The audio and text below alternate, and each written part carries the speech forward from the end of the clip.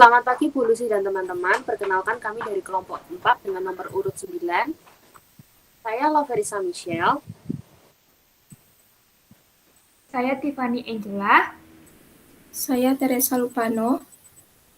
Dan salah satu anggota kami bernama Karni Iren yang tidak dapat hadir dikarenakan ada kendala. Lalu narasumber kami yaitu Saudara Tommy Brajan. Mari kita mulai diskusi pada hari ini. Silahkan. Baik, mungkin saya ingin bertanya kepada Kak Tommy sendiri.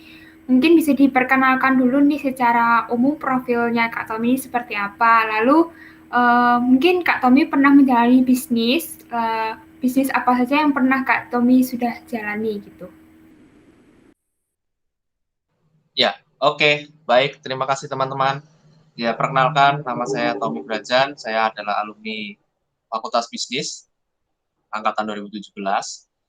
Ya, jadi selama saya sebelum berkuliah sampai saya selesai kuliah sampai saat ini, saya telah memiliki beberapa pengalaman wirausaha, tentunya di beberapa bidang. Salah satunya ada di bidang jual beli motor bekas. Yang kedua tentang konveksi, yaitu produksi kaos. Terus yang ketiga lebih kepada makanan ringan, yaitu seperti kerupuk ikan tenggiri. Seperti itu. Dan di semua itu sudah saya pernah jalani.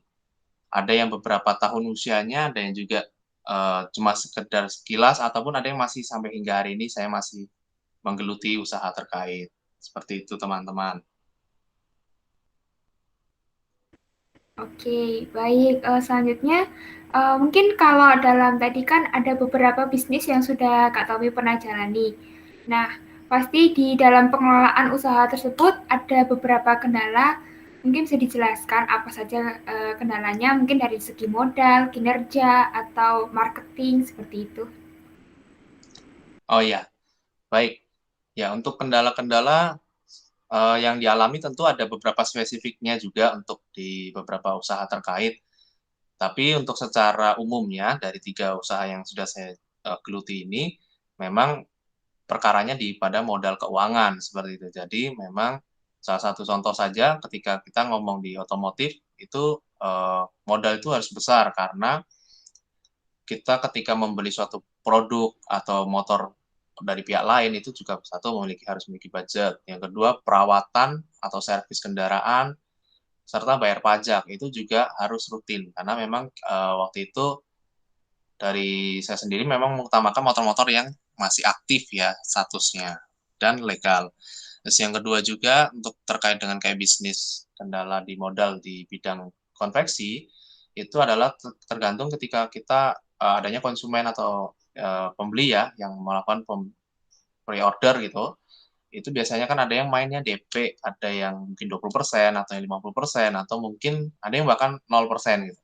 Jadi kita harus menyiapkan modal di awal sebagai langkah kita untuk melakukan produksi sebelum menjalankan usahanya lebih lanjut. Kemudian juga terkait dengan bisnis kerupuk tenggiri, itu juga sama, kita tidak bisa bermain di modal kecil karena untuk membeli bahan baku itu akan menjadi lebih ringan produksinya ketika kita membeli dalam jumlah yang besar atau dalam jumlah yang banyak.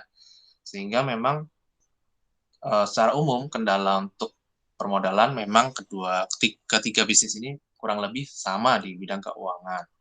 Terus untuk dari sisi kendala di bidang pemasaran, saya rasa untuk di bidang konveksi terutama ya di Jogja ini agak susah karena kita cukup bersaing karena di Jogja ini bisa dikatakan begitu banyak orang yang terlibat atau menggeluti usaha di bidang konveksi ya. Mungkin teman-teman sendiri sudah tahu tentang kaos, korsa, jaket, dan lain sebagainya. Hal itu cukup banyak.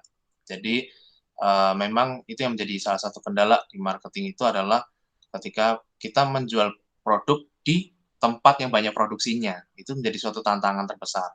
Terus kalau untuk di kerupuk tenggiri, dalam marketingnya sendiri memang kendala yang paling dirasakan itu adalah produk ini tuh masih cukup tidak dikenal gitu di kalangan masyarakat secara umum karena produk ini sendiri itu lebih kepada hal-hal yang berkaitan dengan seafood ya atau lebih kepada ikan dan di laut dan hal sebagainya sehingga ketika itu dibawa ke dalam kota dan lain sebagainya itu mungkin tidak atau mungkin kurang jadi tren di beberapa tempat. Terus juga untuk jual beli motor bekas tentunya juga menjadi suatu tantangan dalam marketingnya adalah ketika teman-teman itu selera gitu. Kadang-kadang kan orang cocok dengan desain motornya atau mungkin dari sisi ada yang lebih suka dari sisi mesinnya dan lain sebagainya. Itu juga menjadi tantangan apalagi kita udah punya stoknya. Jadi harus jual seperti itu. Kira-kira begitu kendala-kendala yang dirasakan. Sebelumnya saya mau menambahkan sedikit, Kak.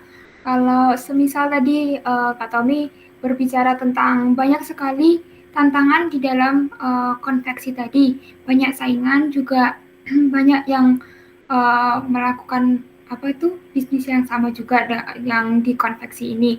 Lalu bagaimana caranya Kak Tommy ini negosiasi terhadap produsen konveksi itu tersebut, lalu disalurkan kepada konsumen? Ya, kalau untuk terkait negosiasi, terutama kalau kita pada konsumen, kalau dari saya sendiri memang selama ini kita lebih menekankan apa yang menjadi keinginan atau menjadi harapan daripada konsumen terkait. Salah satunya kayak tadi kita memberikan kebebasan dalam pembayaran. Yang pertama, kita terserah mau melakukan pembayaran dalam secara langsung tunai atau mau transfer atau mungkin mau sistem DP, itu yang kita mainkan. Salah satunya kita berani ambil resiko yaitu 0 DP gitu. Itu modal kepercayaan sekali. Karena kita melakukan benar-benar produksi itu dari modal kas kita untuk sampai jadi barang jadi gitu kan. Nah, itu negosiasi kita ke konsumen dan kita juga biasanya menjanjikan kepada konsumen itu produksi lebih cepat dibandingkan target yang kita berikan biasanya begitu ataupun yang diberikan oleh konsumen seperti itu. Serta juga kita lebih menekankan kepada kualitas desain seperti itu dari teman-teman. Jadi terkadang kan beberapa bahan itu memang kalau dalam konveksi dia itu memiliki tarif yang berbeda. Artinya misalkan kayak ada warna khusus atau warna spesial, contohnya gold, violet, terus ada silver, itu tuh agak berbeda harganya gitu dengan warna-warna yang cukup umum atau familiar di kalangan kita.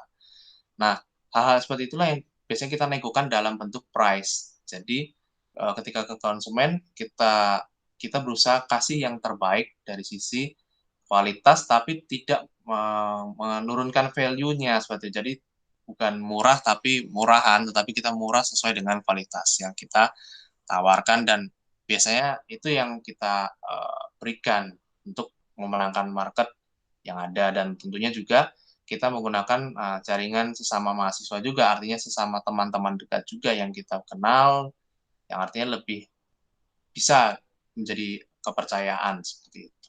Terus untuk negosiasi biasanya ke pabrik ya, ini yang kata lebih saya ke pabrik, itu biasanya adalah tentang bahan tadi. Jadi ada beberapa request dari teman-teman ketika bikin suatu kaos gitu ya, itu memang bahannya tidak semuanya ready di konveksi terkadang, jadi kita harus ada pintar-pintar melakukan lobby juga ke pabrik seperti itu. Jadi kita biasanya majukan kayak berapa yang harus kita order gitu dalam bentuk lembaran kain gitu kan. Itu dalam waktu tertentu dan tempo tertentu sehingga kita artinya mengumpulkan beberapa order terlebih dahulu baru kita order secara bersama-samaan kepada pabrik supaya itu untuk memangkas biaya produksi yang pertama, kemudian juga ongkos kirimnya gitu. Karena kalau nggak seperti itu kita akan susah ya. Jadi untuk negosiasinya biasanya kita menunggu beberapa PO kalau untuk ke pabrik seperti itu.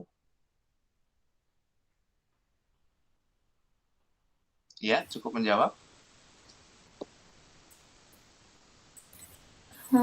Baik, mungkin selanjutnya akan dilanjutkan oleh saya. Pertanyaan saya untuk kakak itu kan dalam usaha yang kakak udah jalani dari yang ketiganya itu sudah pasti kakak akan menemukan konsumen atau pihak lain. Nah, gimana cara kakak mengatasi negosiasi yang baik dalam konsumen, dalam menjalin usaha, agar tidak mementingkan satu pihak saja?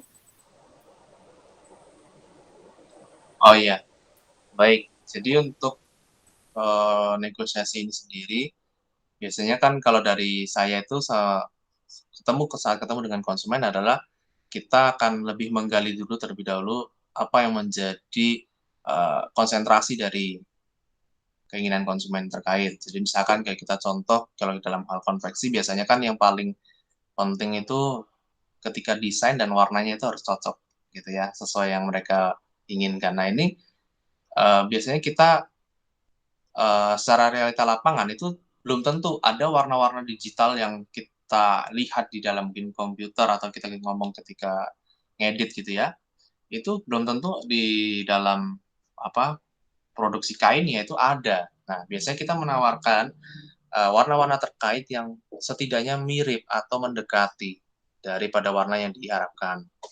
Itu salah satu lobby yang biasanya atau komunikasi yang coba kita bangun untuk memberikan apa ya, memberikan sudut pandang yang lain ketika warna itu tidak benar-benar ada di tempat kita, tetapi warna yang lain yang mendekati itu kita coba kasih gambaran. Bahkan tidak jarang juga saya kasih komparasi dengan melihatkan kainnya langsung seperti itu supaya bisa teman-teman menjadi bayangan ketika bahan ini, desain ini ketika ditemukan dengan warna terkait itu bisa cocok. Salah satunya negosiasi seperti itu. Jadi itu yang biasanya kita berikan seperti katalog juga kadang-kadang kita tawarkan untuk beberapa warna. Tetapi untuk mencegah hal seperti itu biasanya kami dari awal sudah memberikan beberapa opsi numbering color gitu. Jadi kita ada beberapa kode-kode gitu yang artinya kita bisa request, tapi kita juga memberikan beberapa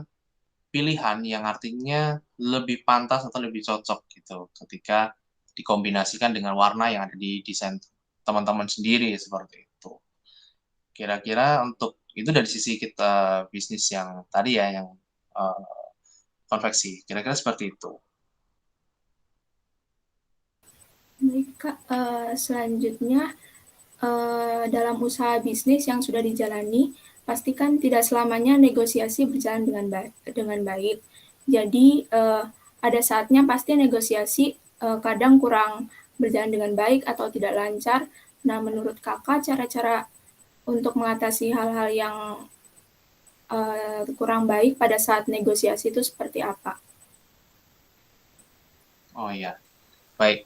Ya, jadi hal ini juga cukup sering ya kita temui ketika negosiasi itu tidak berjalan dengan baik karena terkadang konsumen ada yang benar-benar teguh gitu sama pendiriannya jadi harus ini gitu nggak bisa di apa namanya gantikan atau disesuaikan gitu. Nah biasanya untuk tips-tips kami sih ketika untuk melakukan seperti itu biasanya kita memberikan pemahaman atau penjelasan pertama terkait dengan bahan yang diinginkan, terutama kalau kita ngomong dari sisi konveksi, bahan yang diinginkan itu bisa dilakukan misalkan begitu ya. Bisa kita buat, tetapi memang ada tempo waktu tertentu gitu. Jadi kita kayak ngasih pemahaman juga sama atau edukasi kalau misalkan memang kalau ingin berpegang teguh pada satu warna terkait, maka ada tempo tertentu untuk kita melakukan produksi terlebih dahulu sebelum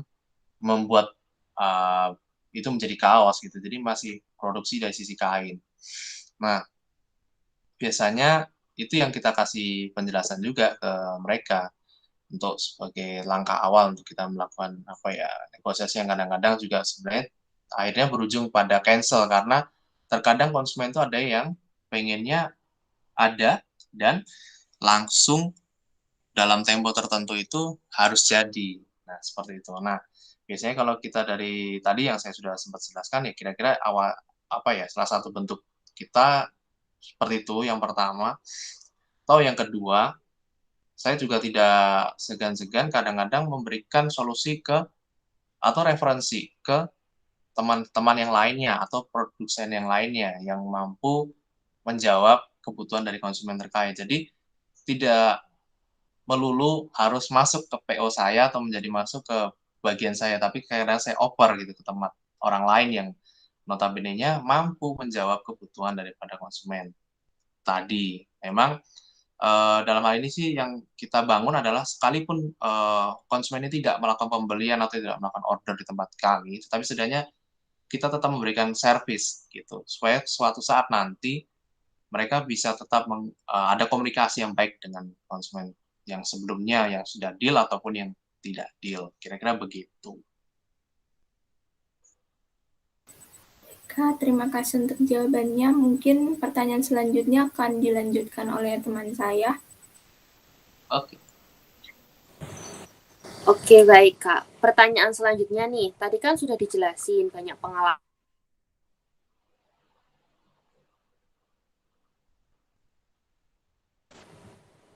Lalu, apakah selama dalam berusaha ini, gimana sih Kak komunikasi bisnis yang efektif itu supaya dua pihak bisa merasakan diuntungkan gitu loh Kak? Nggak misalnya nanti kakak yang di cancel atau pelanggan nanti merasa kurang puas atau bagaimana gitu. Mungkin seperti apa gitu komunikasi bisnis yang efektif menurut kakak?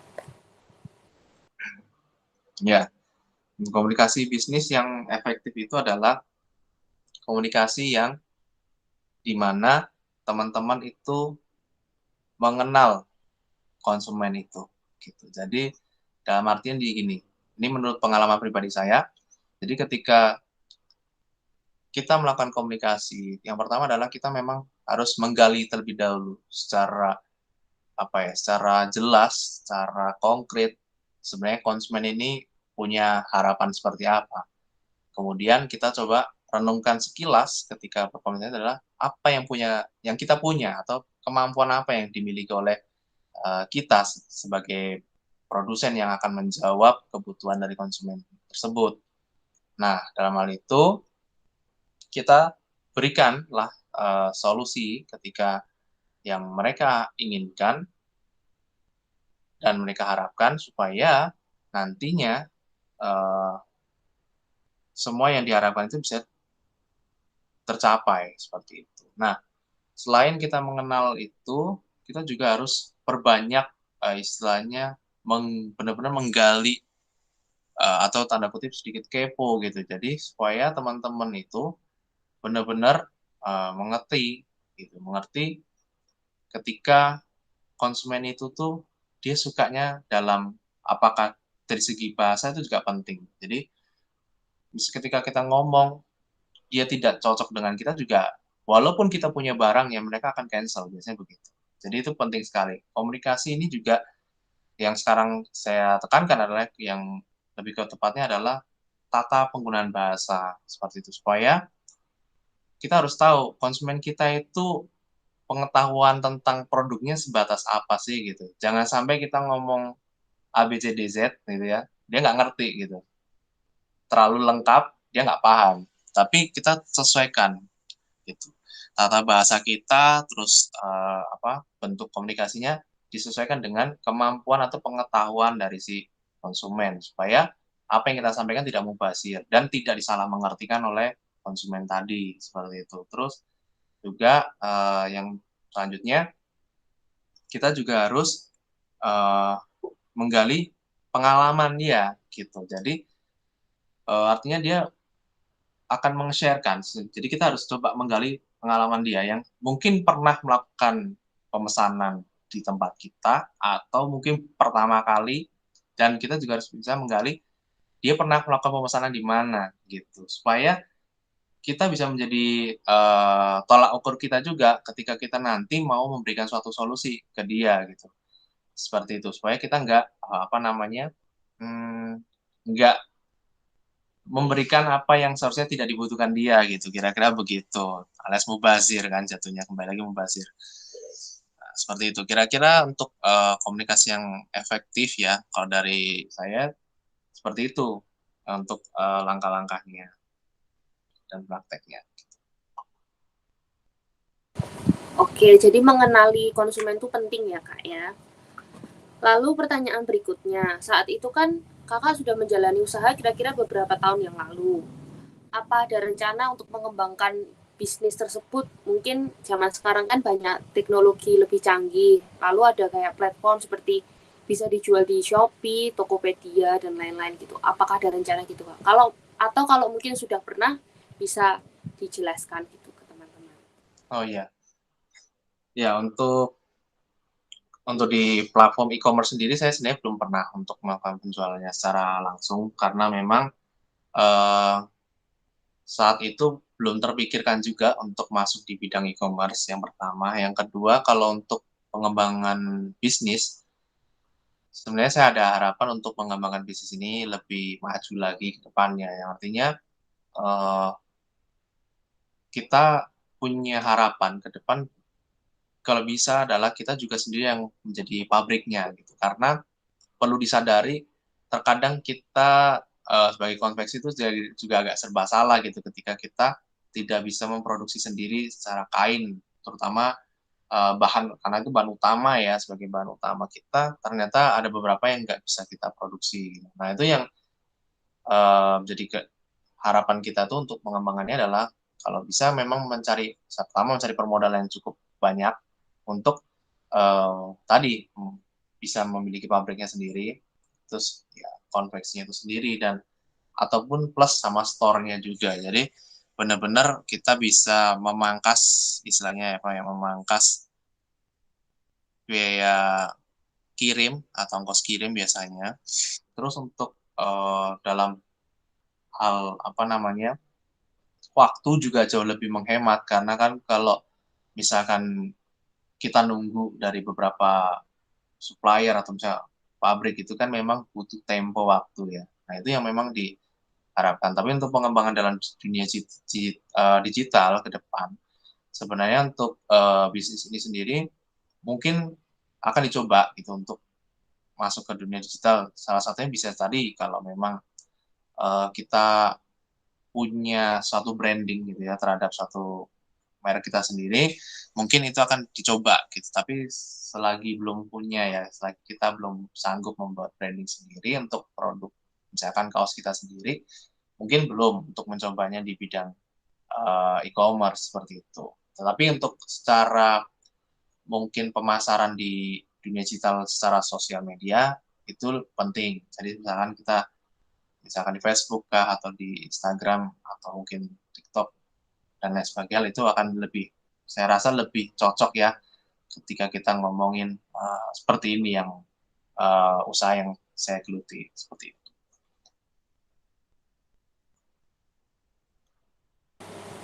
Oke, baik. Kira-kira mungkin segitu dulu Kak dari pertanyaan dari kelompok kami.